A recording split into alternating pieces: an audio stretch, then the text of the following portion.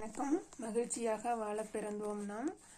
மகிழ்ச்சியாக வாழ்வதற்கு உங்களுக்கு என்ன தேவையோ அதை நீங்கள் திங்க் பண்ணணும்.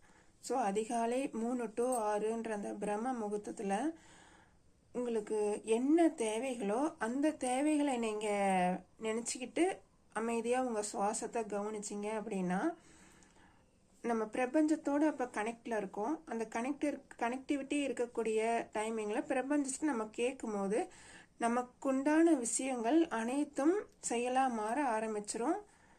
ஸோ உங்களுக்கு அனைத்து மக்களும் நலமுடன் வாழ்வதற்கு உங்களுக்கு என்ன தேவையோ அந்த தேவையான விஷயத்தை தயவு செஞ்சு பிரபஞ்சத்தை கேட்க கற்றுக்கோங்க.